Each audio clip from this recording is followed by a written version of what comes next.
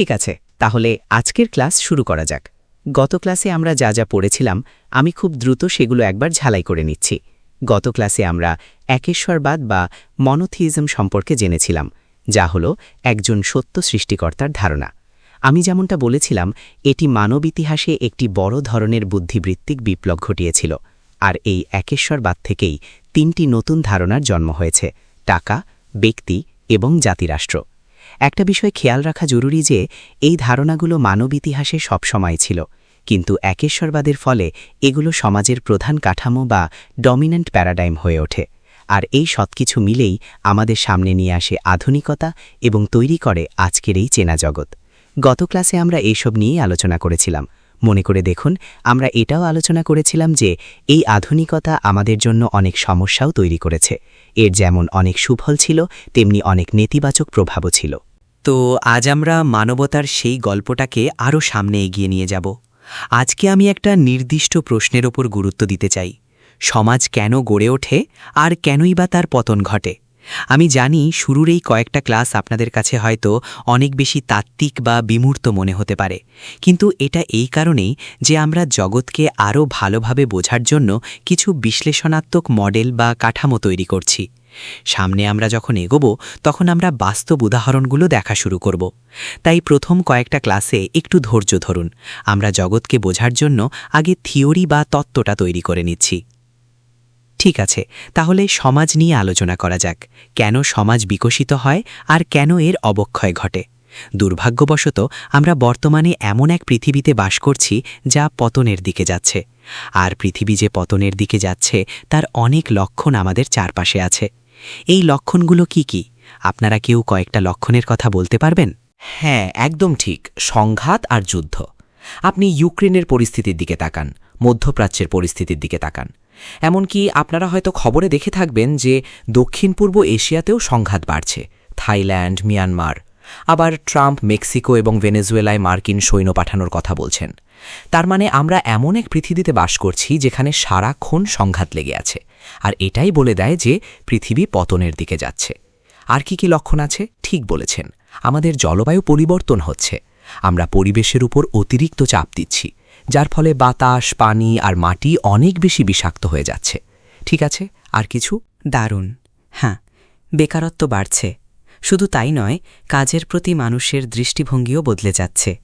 আমরা এমন এক যুগে বাস করছি যেখানে মানুষ কাজকে খুব একটা গুরুত্ব দিয়ে দেখে না। কঠোর পরিশ্রম করার সেই উৎসাহ বা অনুপ্রেরণা আগের মতো মানুষের মধ্যে নেই। চীনে একে বলা হচ্ছে বাইলান যুগ, যার অর্থ হল পচে যেতে দাও, লেট ইট রট। মানে কার কি যায় আসে, কোনো কিছুকে সিরিয়াসলি নেওয়ার দরকার নেই। আমেরিকায় একে বলা হচ্ছে কোয়েট হুদেম, অর্থাৎ আপনি কাজ করার ভান করছেন কিন্তু আসলে আপনি কাজ করছেন না। আর কি কি লক্ষণ আছে? এর পাশাপাশি জন্মহার কমে যাচ্ছে। এটি কিন্তু খুবই গুরুত্বপূর্ণ একটি লক্ষণ, কারণ আপনি যদি ভেবে দেখেন, তরুণ প্রজন্ম যদি বিয়ে করতে বা বাচ্চা নিতে অস্বীকার করে, তবে শেষ পর্যন্ত তো এই পৃথিবী জনশূন্য হয়ে পড়বে, তাই না? সুতরাং এটি বর্তমান সমাজের পতনের একটি বড় লক্ষণ, আর আমরা সারা বিশ্বেই এটা দেখতে পাচ্ছি। কেবল ইসরায়েল এবং জর্জিয়া এর ব্যতিক্রম, কিন্তু সেগুলো খুবই ছোট এবং বিরল উদাহরণ। বেশিরভাগ সমাজেই জন্মহার দ্রুত কমছে। আর কি কি আছে? ঠিক, জীবনযাত্রার মান কমে যাচ্ছে। এর মানে হল মুদ্রাস্ফীতি, ইনফ্লেশন। মানুষ আগের চেয়ে কম আয় করছে এবং প্রয়োজনীয় জিনিসপত্র কিনতে হিমশিম খাচ্ছে। দাম বাড়ছে কিন্তু মানুষের মজুরি কমছে। এটিও পতনের একটি লক্ষণ। আর কিছু?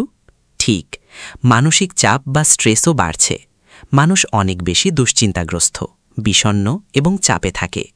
আবেগীয়ভাবে তারা নিজেদের নিঃস্ব বা ড্রেন্ড অনুভব করে। আর ঠিক, মানুষের মধ্যে ইতিবাচকতা কমে যাচ্ছে, বাড়ছে নেতিবাচকতা। এছাড়া আরেকটি গুরুত্বপূর্ণ বিষয় হল ঋণ, ডেট, তা সরকারি হোক বা ব্যক্তিগত। বিশ্বের অনেক দেশই এখন বড় ধরনের আর্থিক সংকটের মুখে আছে। আর্থিক সংকট মানে হল তারা যা ট্যাক্স পায় তার চেয়ে বেশি খরচ করে ফেলে। চীন, যুক্তরাষ্ট্রসহ সারা বিশ্বের অনেক পরিবার এখন ঋণের বোঝায় জর্জরিত। তাই ঋণ বর্তমান বিশ্বের একটি বিশাল সমস্যা। তাছাড়া মানুষের মধ্যে পারস্পরিক আস্থা এবং সামাজিক সংহতি কমে গেছে। এর মানে হল মানুষ এখন একে অপরকে আগের মতো বিশ্বাস করে না। সমাজ এখন আগের মতো ঐক্যবদ্ধ নয়। আপনি যদি রাস্তা দিয়ে হাঁটার সময় দেখেন কেউ একজন রক্তাবস্থায় পড়ে আছে বা আহত হয়েছে, আপনি তাকে সাহায্য করার সম্ভাবনা এখন অনেক কম। এটা কেবল চীনেই নয়, সারা বিশ্বেই সত্যি। মানুষের মধ্যে আস্থার অভাব দেখা দিচ্ছে। আর কি আছে? রোগব্যাধি বাড়ছে, হ্যাঁ, অসুস্থতা বাড়ছে। মানুষ আগের চেয়ে কম স্বাস্থ্যবান, বেশি মানসিক চাপে আছে এবং জীবন নিয়ে আশাবাদী নয়। এভাবে আমরা বলতেই থাকতে পারি, কারণ সামাজিক পতনের লক্ষণ এখন অগণিত। এগুলো হলো পতনের লক্ষণ, কিন্তু আপনি যদি কোনো সমাজের উত্থানের দিকে তাকান, তবে দেখবেন ঠিকের উল্টোটা ঘটছে। সেখানে মানুষ একে অপরকে বিশ্বাস করে, ঋণে ডুবে থাকার বদলে টাকা সঞ্চয় করে। মানুষ অনেক বেশি স্বাস্থ্যবান, অনেক বেশি আশাবাদী, প্রচুর বাচ্চা জন্ম দিচ্ছে এবং সবাই কোনো না কোনো কাজে নিয়োজিত আছে। এগুলো হলো সমাজের উন্নতির লক্ষণ, আর পতনের ক্ষেত্রে ঘটে ঠিক তার উল্টোটা। অবনতি বা পতনের আরও একটা গুরুত্বপূর্ণ লক্ষণ হল অভিবাসন। এটি চীনে তেমন একটা দেখা যায় না, কিন্তু পশ্চিমা বিশ্বে এটি একটি বিশাল ইস্যু। আমরা ভবিষ্যতে এ নিয়ে আরও বিস্তারিত আলোচনা করব।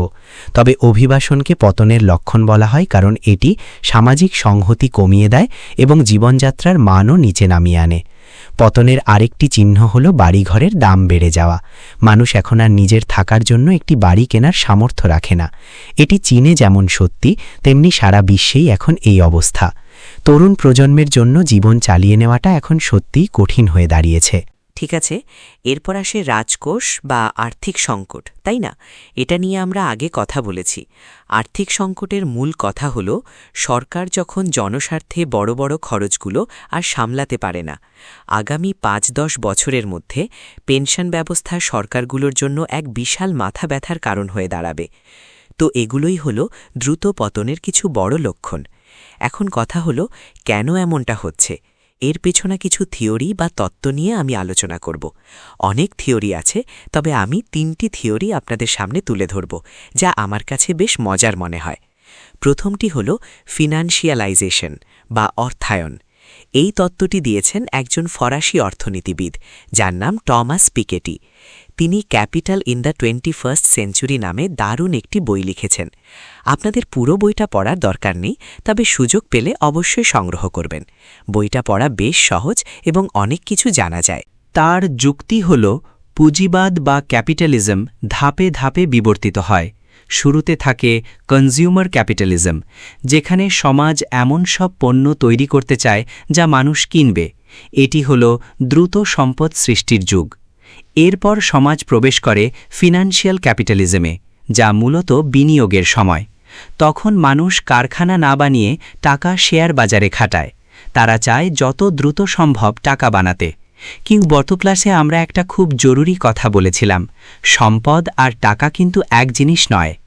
কনজিউমার ক্যাপিটালিজমে ফোকাস থাকে সম্পদ তৈরির ওপর, আর ফিনান্সিয়াল ক্যাপিটালিজমে ফোকাস থাকে শুধু টাকা কামানোর ওপর।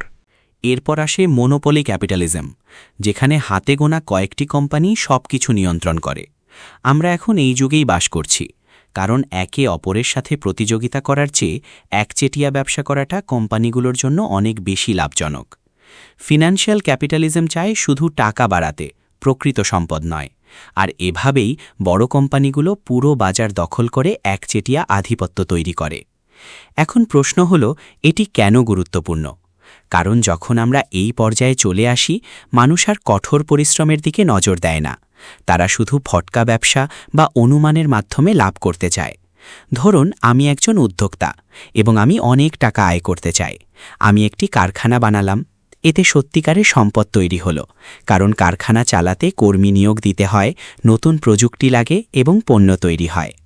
কিন্তু যখন আমি অনেক টাকা বানিয়ে ফেলব, তখন আমি চাইব আমার টাকাটা যেন আরও দ্রুত বাড়ে।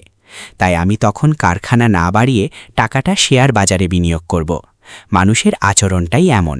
সমস্যাটা হলো, সবাই যদি এটাই করে তবে কাজ করার মতো কেউ থাকবে না। অর্থনীতিতে আসল সম্পদ তৈরি হওয়া বন্ধ হয়ে যাবে। আরেকটি সমস্যা হলো, সবাই শেয়ার বাজারে টাকা ঢাললে শেয়ার বাজার অনেক দ্রুত ফুলে ফেপে ওঠে, কিন্তু আসল অর্থনীতি সেভাবে বাড়ে না। থমাস পিকেটি আয়কর এবং পরিসংখ্যান নিয়ে অনেক গবেষণার পর দেখেছেন যে পুঁজিবাদের এই শেষ পর্যায়ে আসল অর্থনীতি বা রিয়াল ইকোনমি বাড়ে মাত্র 2% হারে, যেখানে ফিনান্সিয়াল ইকোনমি বাড়ে 5% হারে। এটি একটি অত্যন্ত গুরুত্বপূর্ণ পয়েন্ট। এর মানে হল আপনার কাছে যদি 10 লাখ টাকা থাকে, আপনি চাইলে একটি রেস্টুরেন্ট খুলতে পারেন অথবা শেয়ার বাজারে বিনিয়োগ করতে পারেন। রেস্টুরেন্ট খুললে আপনি বছরে হয়তো সর্বোচ্চ 20,000 টাকা লাভ করবেন, কিন্তু শেয়ার বাজারে খাটলে পাবেন 50,000 টাকা। স্বাভাবিকভাবেই মানুষ শেয়ার বাজারকে বেছে নেবে। এতে শেয়ার বাজারের সূচক তো পাবে, কিন্তু দেশে আসল অর্থনীতির কোনো উন্নতি হবে না। এর ফলে বেকারত্ব বাড়ে, মানুষের ঋণের বোঝা বেড়ে যায় এবং উৎপাদনশীল কাজ কমে যায়।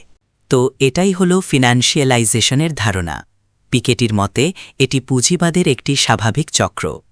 আমরা এখন সেই লেট স্টেজ ক্যাপিটালিজম বা শেষ পর্যায়ের পুঁজিবাদের যুগে বাস করছি। আপনারা কি এটি বুঝতে পেরেছেন? দ্বিতীয় তত্ত্বে যাওয়ার আগে কারো কোনো প্রশ্ন আছে? ঠিক আছে, এবার চলুন দ্বিতীয় তত্ত্বে যাই, যার নাম এলিট ওভার প্রোডাকশন। এটি প্রস্তাব করেছেন পিটার টার্চিন নামক একজন ঐতিহাসিক। তিনি কয়েক দশক ধরে গবেষণা করেছেন কেন বিভিন্ন সমাজ বা সভ্যতার উত্থান পতন ঘটে।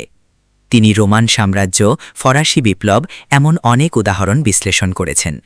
তার বিশ্বাস সমাজগুলো পতনের দিকে যায় কারণ সেখানে এলিট ওভার প্রোডাকশন ঘটে, অর্থাৎ ক্ষমতার আসন বা পদের সংখ্যা সীমিত, কিন্তু সেই ক্ষমতার জন্য লড়ছে এমন প্রভাবশালী মানুষের সংখ্যা অনেক বেশি হয়ে যায়। ঠিক আছে, এই পুরো বিষয়টা বোঝার জন্য আমি আপনাদের র্যাট ইউটোপিয়া বা ইঁদুরের স্বর্গরাজ্য নামের একটি পরীক্ষার কথা বলবো। জন বি ক্যালহুন নামে একজন আমেরিকান বিজ্ঞানী এই পরীক্ষাটি চালিয়েছিলেন। ক্যালহুন আসলে দেখতে চেয়েছিলেন যে প্রাচুর্য, অগাধ সম্পদ আর নিরাপত্তার মধ্যে বসবাস করার মানেটা আসলে কি। দ্বিতীয় বিশ্বযুদ্ধের পর বিশ্ব যখন যুক্তরাষ্ট্র আর সোভিয়েত ইউনিয়নের মধ্যে বিভক্ত ছিল, তখন প্রযুক্তি আর শান্তির কল্যাণে চারিদিকে সম্পদের ছড়াছড়ি হতে শুরু করে। সেই সাথে জনসংখ্যাও বাড়ছিল। জন ক্যালহুন এই পরীক্ষার মাধ্যমে বুঝতে চেয়েছিলেন যে পৃথিবীর ভবিষ্যৎ আসলে কোন দিকে যাচ্ছে। তিনি যা করেছিলেন তা হল একটি ঘরকে বাইরের জগৎ থেকে পুরোপুরি বিচ্ছিন্ন করে দিয়েছিলেন। সেই ঘরের ভেতর একদল ইঁদুরের জন্য পর্যাপ্ত খাবার, পানি আর থাকার সুব্যবস্থা করেন। শুরুতে হয়তো 10টির মতো ইঁদুর ছিল, কিন্তু খুব দ্রুতই তাদের সংখ্যা বেড়ে 400-500 হয়ে গেল। প্রথম দিকে ইঁদুরগুলো বেশ সুখেই ছিল, কিন্তু ক্যালহুন পরীক্ষার পরিবেশ যেভাবেই সাজান না কেন, শেষ পর্যন্ত দেখা যেত ইঁদুরগুলো একে অপরকে মেরে শেষ করে ফেলছে। তিনি যা আবিষ্কার করলেন তা হল, আপনি যদি এমন এক পৃথিবীতে বাস করেন যেখানে প্রচুর সম্পদ আর নিরাপত্তা আছে, তবে তার শেষ পরিণতি হিসেবে ইঁদুরগুলো সবসময় একে অপরকে আক্রমণ করে মেরে ফেলে। তিনি 20 বছর ধরে এই পরীক্ষা চালিয়ে গেছেন এবং কোনো বাড়ি এমন কোনো পরিবেশ তৈরি করতে পারেননি যেখানে ইঁদুরগুলো শান্তিতে বসবাস করতে পারে। কেন এমনটা হয় তা তিনি তখন পুরোপুরি উদ্ধার করতে পারেননি। আজও এ নিয়ে ব্যাপক বিতর্ক রয়েছে। তবে একটা তত্ত্ব আছে। তত্ত্বটা হলো, ইঁদুরগুলো আসলে খাবারের জন্য লড়াই করছিল না, তারা লড়ছিল স্ট্যাটাস বা সামাজিক মর্যাদার জন্য।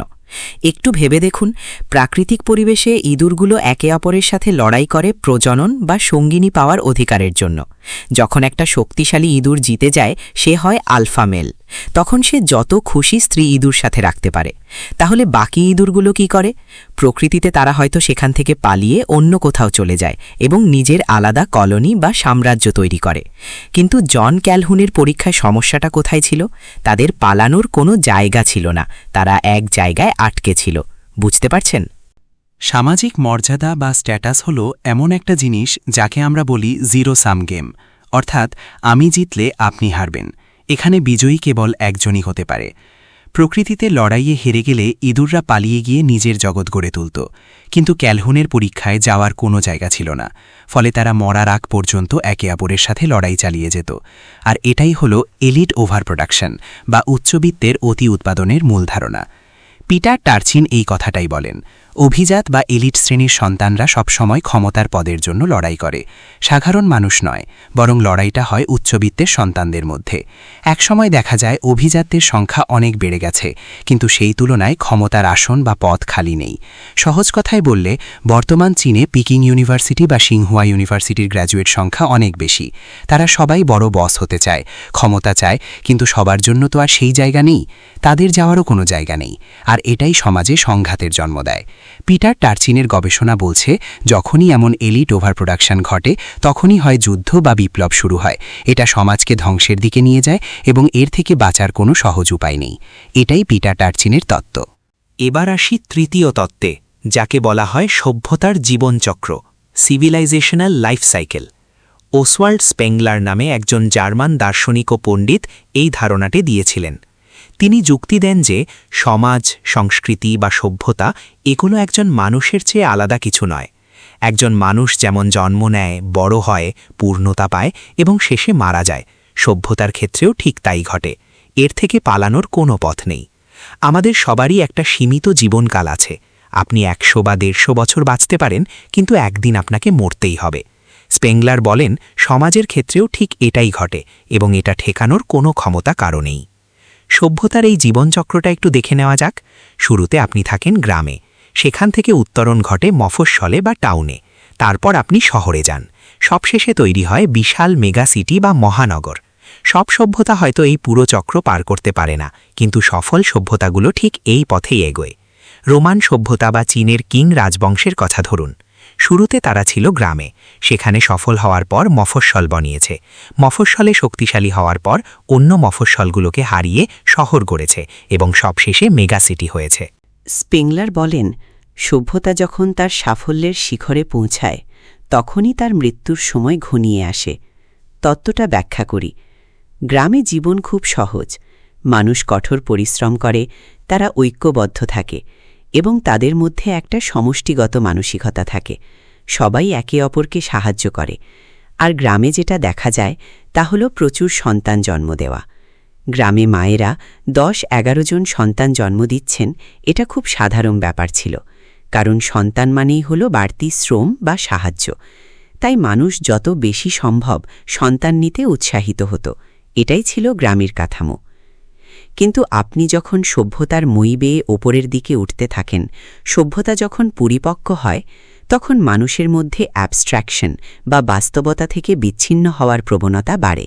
অ্যাবস্ট্রাকশন মানে হল আপনি আসল জীবন থেকে দূরে সরে যাচ্ছেন। গ্রামে থাকলে আপনি সবকিছু সরাসরি বুঝতে পারেন, যেমন আমি যে খাবারটা খাচ্ছি তা আমারই রোপণ করা বীজ থেকে এসেছে। কিন্তু শহরে এসে দেখুন, আপনি যে পানীয় পান করছেন বা যে খাবার খাচ্ছেন তার উৎস কোথায় আপনি জানেনই না। আপনার কাছে সবকিছুই তাত্ত্বিক বা বিমূর্ত, যার সাথে বাস্তবের সংযোগ খুব কম। এভাবেই সভ্যতা ক্রমে বাস্তবতা থেকে দূরে সরে যায়। তো গ্রামের দিকে তাকালে দেখা যায় মানুষ সেখানে কঠোর পরিশ্রম করে এবং একে অপরকে সাহায্য করার জন্য মুখিয়ে থাকে। কিন্তু আপনি যখন ওপরের দিকে যাবেন, শহুরে জীবনের দিকে, দেখবেন মানুষ অনেক বেশি আত্মকেন্দ্রিক হয়ে পড়ছে, তাই না? আপনি তখন শুধু নিজের ব্যক্তিগত আনন্দ নিয়ে ভাবেন। আপনি চিন্তা করেন এখান থেকে আমার কী লাভ হবে। সহজ কথায় বললে, গ্রামে মানুষকে যা এক করে রাখে তা হল আবেগ, ঐতিহ্য আর সামাজিক সম্পর্ক।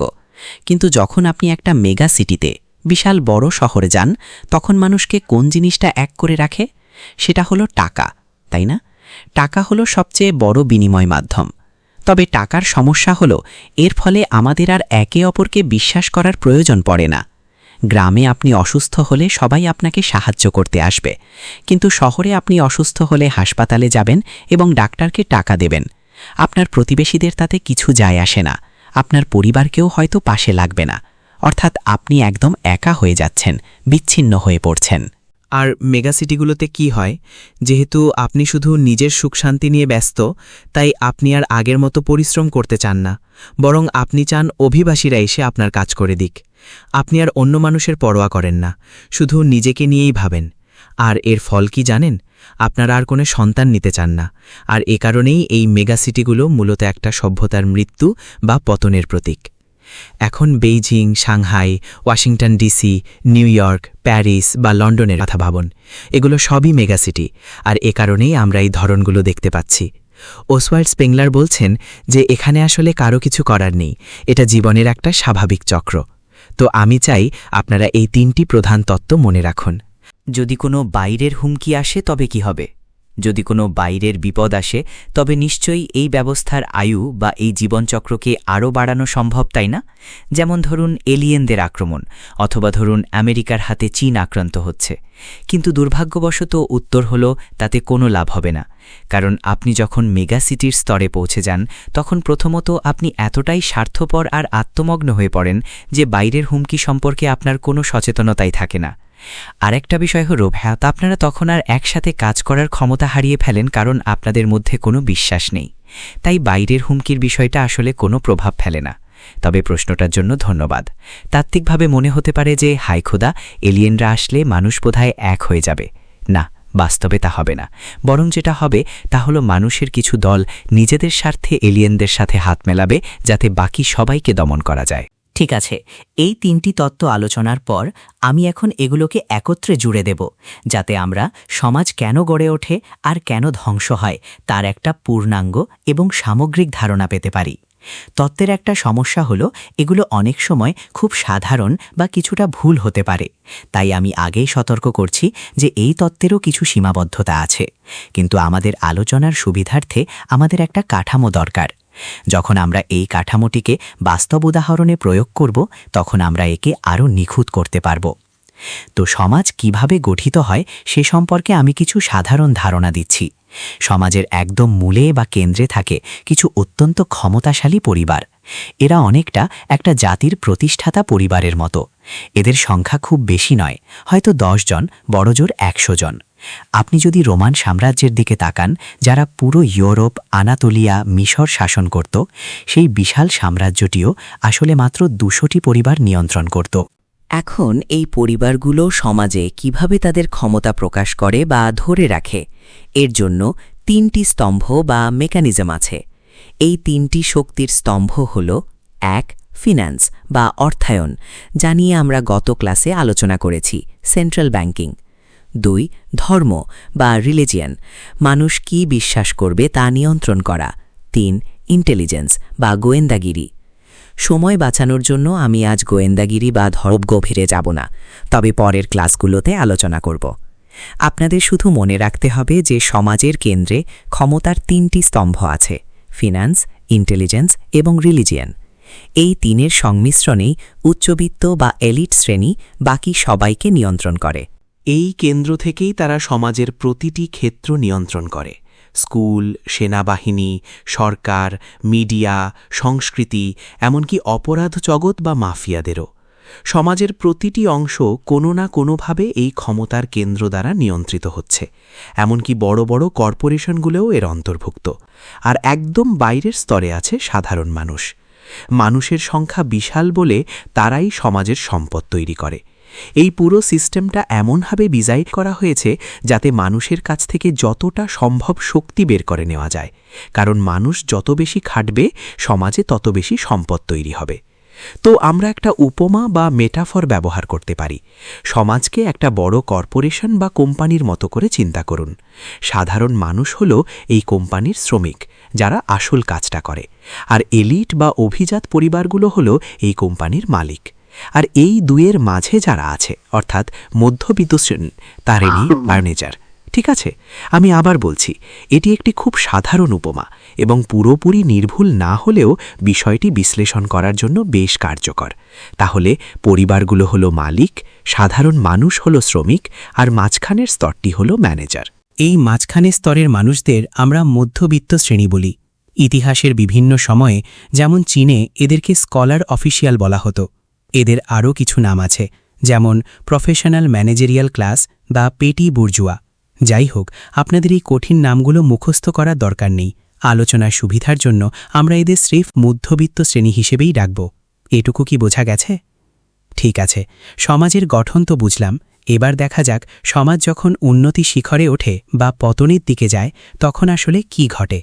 সমাজ যখন উন্নতির দিকে যায় তখনই 3 গ্রুপের মধ্যকার রসায়নটা খুব চমৎকার থাকে।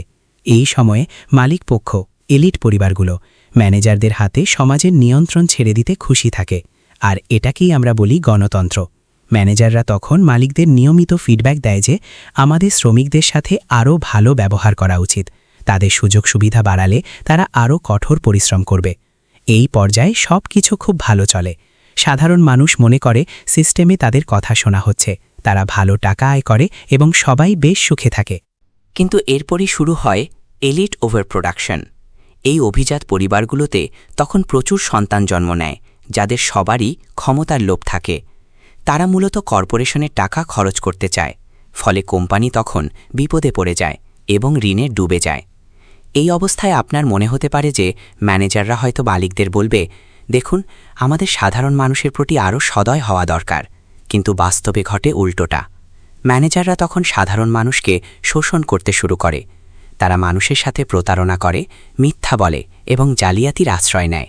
কেন? কারণ ম্যানেজাররা তখন রেন্ট সিকিং আচরণ শুরু করে। রেন্ট সিকিং মানে হলো আপনার হাতে এমন কিছু ক্ষমতা আছে যা ব্যবহার করে আপনি অন্যের সম্পদ নিজের পকেটে নিয়ে আসেন। যেমন ধরুন, বেইজিংয়ে আপনার একটা অ্যাপার্টমেন্ট আছে, আপনি সেটা ভাড়া দিলেন এবং কোনো কাজ না করেই ভাড়ার টাকা তুললেন। অনেক ক্ষেত্রে পেশাদারদের ক্ষেত্রেও এটা সত্য।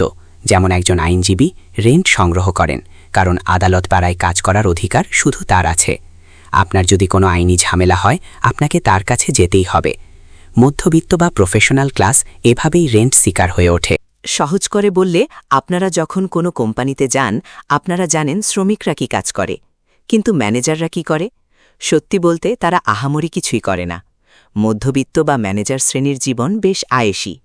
তাই কোম্পানি যখন সংকটে পড়ে, ম্যানেজাররা ভয় পেয়ে যায়। তারা ভাবে, আমার জীবন তো খুব আরামের, কিন্তু আমি তো আসলে তেমন কোনো কাজ করি না। ছাঁটাই শুরু হলে হয়তো আমিই আগে বাদ পড়ব। তাই নিজেদের গুরুত্ব প্রমাণ করার জন্য তারা শ্রমিকদের ওপর আরও বেশি চাপ দেয় এবং তাদের শোষণ করে আরও সম্পদ তৈরি করতে চায়। বুঝতে পারছেন? পতনের শুরুর দিকে ডিক্লাইন ফেজ, এটি খুব বড় সমস্যা মনে হয় না, কিন্তু সময়ের সাথে সাথে এলিটদের নিজেদের মধ্যে দ্বন্দ্ব চরম আকার ধারণ করে। ওই যে বললাম, এলিট ওভার প্রোডাকশন। একসময় তারা নিজেদের মধ্যে বিভিন্ন উপদলে ফ্যাকশনস ভাগ হয়ে যায় এবং ক্ষমতার লড়াইয়ে নামে। তখন পুরো সমাজ বিভিন্ন দলে বিভক্ত হয়ে পড়ে। এই উপদলগুলো তখন মধ্যবিত্তদের এক দলকে নিজেদের পক্ষে টানে, আর মধ্যবিত্তরা সাধারণ মানুষের একাংশকে তাদের সাথে ভেড়ায়। এর ফলাফল হিসেবে শুরু হয় গৃহযুদ্ধ বা বিপ্লব।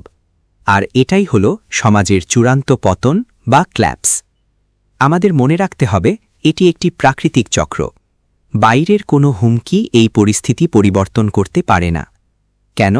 কারণ এই উপদলগুলো নিজেদের লড়াইয়ে জেতার জন্য প্রায়ই বিদেশি ভাড়াটে সৈন্য দেশে নিয়ে আসে।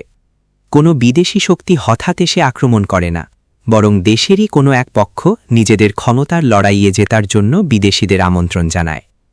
এরপর ওই বিদেশিরা এসে দেখে, আরে, এই দেশটা তো আমরাই দখল করে নিতে পারি। তাই সমাজ যখন পতনের দ্বারপ্রান্তে পৌঁছায়, তখন সেটি এতটাই অন্তর্মুখী আর অন্তর্দ্বন্দ্বে লিপ্ত থাকে যে বাইরের হুমকি নিয়ে মাথা ঘামানোর সময় তাদের থাকে না। এমনকি যদি ভিনগ্রহের প্রাণীও আক্রমণ করে, তাতেও এই পরিস্থিতির কোনো বদল হবে না। আপনাদের কাছে কি বিষয়টি পরিষ্কার? হ্যাঁ, তো আমরা এই মডেলটি দিয়েই সমাজের উত্থান পতন ব্যাখ্যা করছি। শুরুতে এলিটরা গণতন্ত্র, মেধা বা মেরিটোক্রেসি এবং উদ্ভাবনের মাধ্যমে শ্রমিকদের উৎসাহিত করে।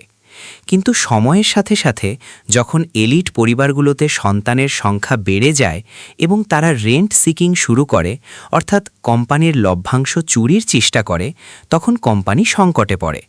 ম্যানেজাররা তখন মানুষকে বাধ্য করতে শুরু করে, যা সংঘর্ষের সৃষ্টি করে। অবশেষে সমাজ বিভিন্ন উপদলে ভাগ হয়ে গৃহযুদ্ধ বা বিপ্লবের মাধ্যমে ভেঙে পড়ে। এটাই হলো আমাদের আলোচনার মূল মডেল। পরিবারগুলোর প্রধান লক্ষ্যই হল যত বেশি সম্ভব সন্তান নেওয়া, কারণ তারা তাদের ক্ষমতা টিকিয়ে রাখতে চায়। মধ্যবিত্তরা হয়তো কম সন্তান নিতে পারে, কিন্তু এলিটরা সবসময় বেশি সন্তান নেবে, যাতে তারা তাদের ক্ষমতা এবং সুযোগ সুবিধা পরবর্তী প্রজন্মের হাতে তুলে দিতে পারে।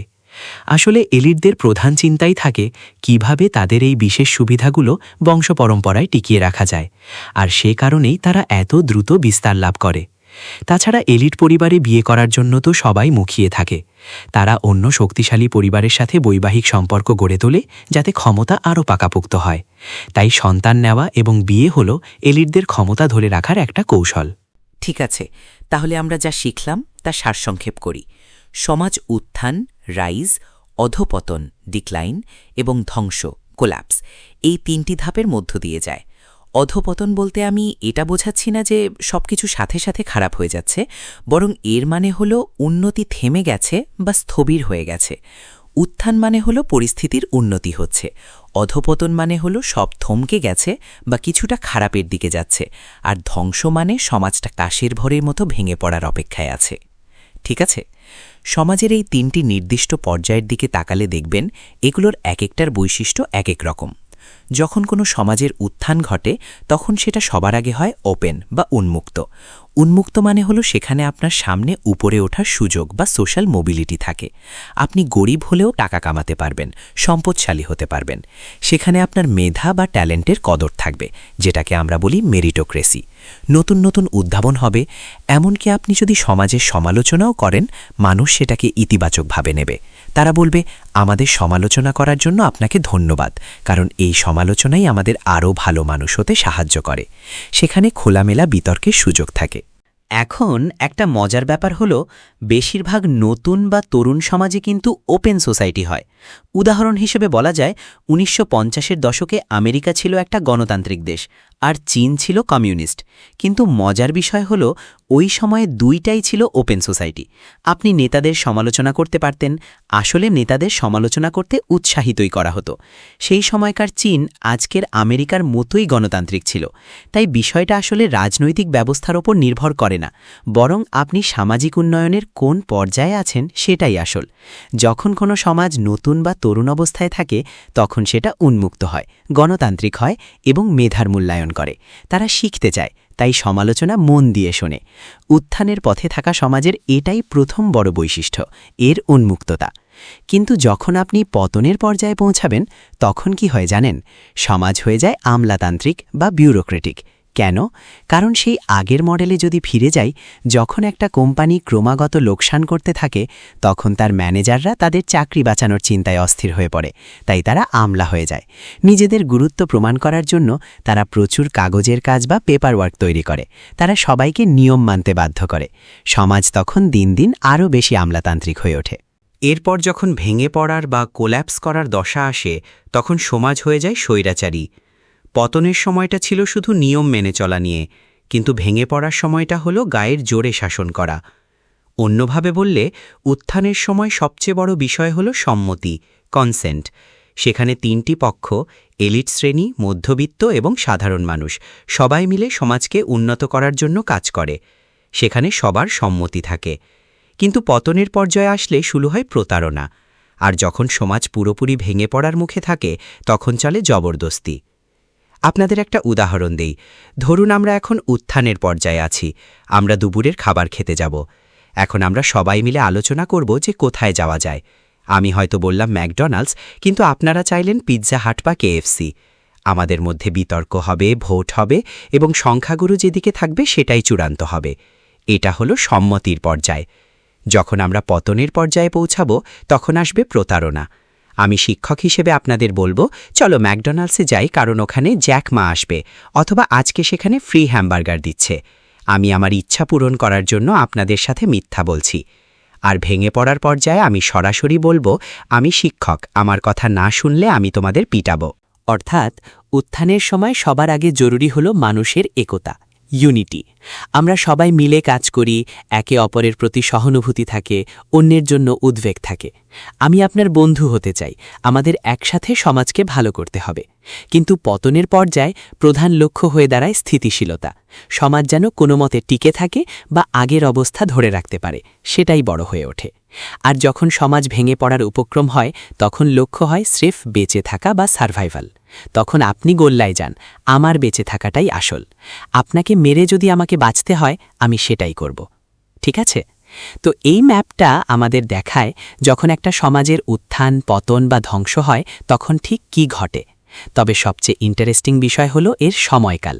সমাজের টাইমলাইনটা যদি দেখেন, তাহলে দেখবেন উত্থানটা হয় খুব খাড়া বা দ্রুত, পতনটা হয় ধীরে ধীরে, কিন্তু ভেঙে পড়া বা ধ্বংস হওয়াটা ঘটে খুব হুট করে।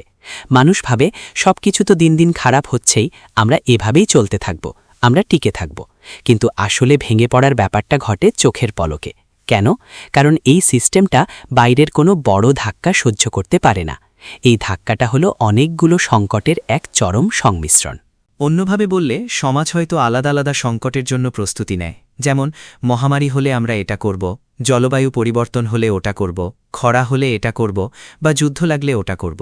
কিন্তু সমাজ যেটা সামলাতে পারে না, তা হলো যখন এই সবকটি আপদ একসাথে হাজির হয়। মহামারী, খরা, যুদ্ধ, বিপ্লব সব যখন একসাথে ঘটে, তখনই ঘটে মহাবিপদ। সমাজ এটার জন্য মোটেও প্রস্তুত থাকে না, আর তখনই ঘটে ধস বা কলাপস। এখন কথা হলো, সমাজ কেন এটার জন্য প্রস্তুত থাকে না?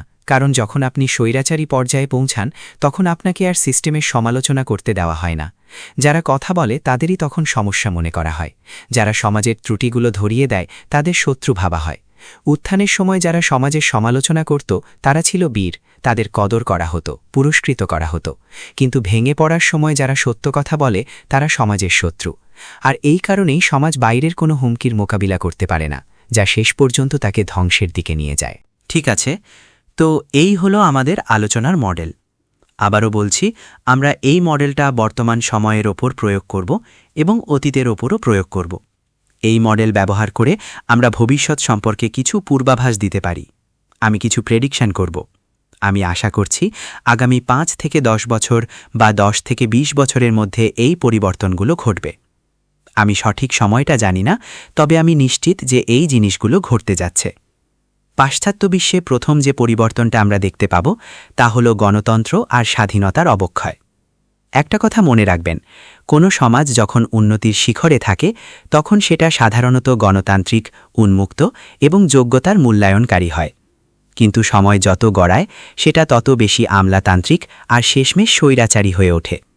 আমরা দেখব আমেরিকা এবং ইউরোপ অনেক বেশি স্বৈরাচারী হয়ে উঠছে। এই দেশগুলোতে গণতন্ত্র আর স্বাধীনতা বিলুপ্ত হতে শুরু করবে। ইতিমধ্যে আমরা আমেরিকায় এর আলামত দেখতে পাচ্ছি, যেখানে ট্রাম্প বিভিন্ন সমস্যা সমাধানে দিন দিন সামরিক শক্তি ব্যবহারের দিকে ঝুঁকছেন। এটিই আমার প্রথম ভবিষ্যৎবাণী এবং পুরো পাশ্চাত্য বিশ্বেই এমনটা ঘটতে যাচ্ছে। দ্বিতীয় বিষয়টি হল অর্থনৈতিক ধস। মানুষের যখন কথা বলার অধিকার কমে যায় তখন তারা ব্যবস্থার প্রতি আগ্রহ হারিয়ে ফেলে এবং কাজ করার ইচ্ছা হারিয়ে ফেলে, ফলে অর্থনীতি ভেঙে পড়ে। মানুষ যখন আর সিস্টেমের উপর বিশ্বাস রাখে না তখন সংকট তৈরি হয়। এর ফলে শুরু হবে অভিবাসন, ইমিগ্রেশন। সরকার তখন ভাববে, এদেশের মানুষ যদি কাজ করতে না চায় তবে গোল্লায় যাক, আমরা বাইরে থেকে লোক নিয়ে আসব কাজ করানোর জন্য। অর্থাৎ তারা নিজেদের জনসংখ্যাকে অন্য দেশের মানুষ দিয়ে প্রতিস্থাপন করতে চাইবে। কিন্তু সাধারণ মানুষ তো আর হাত গুটিয়ে বসে এসব সহ্য করবে না, তাই না? এর ফলে শুরু হবে গৃহযুদ্ধ। মানুষ রাস্তায় একে অপরকে মারতে শুরু করবে। তখন সরকার ভাববে, এরা যদি এভাবে নিজেদের মধ্যে মারামারি করতে থাকে তবে একদিন আমাদের দিকেও ধেয়ে আসবে। তার চেয়ে ভালো হয় যদি এদের বিদেশের কোনো ফালতু অর্থহীন যুদ্ধে পাঠিয়ে দেওয়া যায়। এভাবেই শুরু হবে বিদেশের মাটিতে অহেতুক সব যুদ্ধ।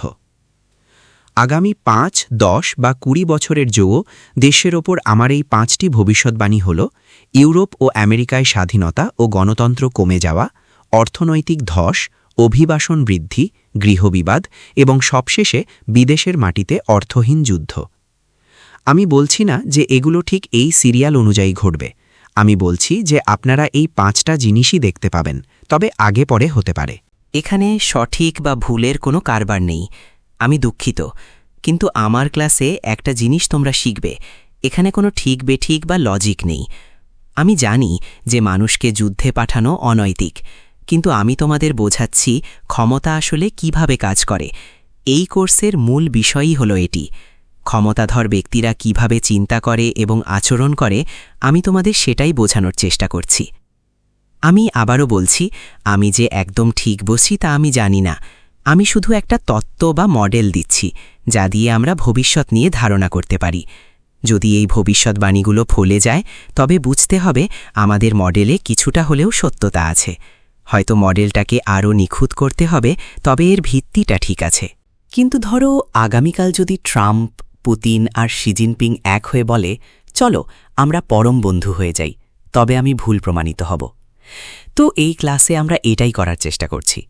আমরা এখানে কোনটা ন্যায় আর কোনটা অন্যায় তা নিয়ে বিতর্ক করছি না, কারণ সত্যি বলতে তার কোনো গুরুত্ব নেই। নৈতিকতা এখানে বড় বিষয় নয়, বড় বিষয় হলো ক্ষমতা। আমরা বুঝতে চাইছি পৃথিবীটা আসলে কিভাবে চলে। যদি আমরা সেটা বুঝতে পারি তবে হয়তো আমরা সবাই মিলে ভবিষ্যতে আরও ন্যায়পরায়ণ একটা পৃথিবী গড়তে পারব। কিন্তু তার আগে আমাদের জানতে হবে পৃথিবীটা আসলে ঠিক কিভাবে চলে। আর কোনো প্রশ্ন? ঠিক আছে, আমরা আগামী ক্লাসে এই আলোচনা চালিয়ে যাব। সবার সাথে আগামী ক্লাসে দেখা হবে।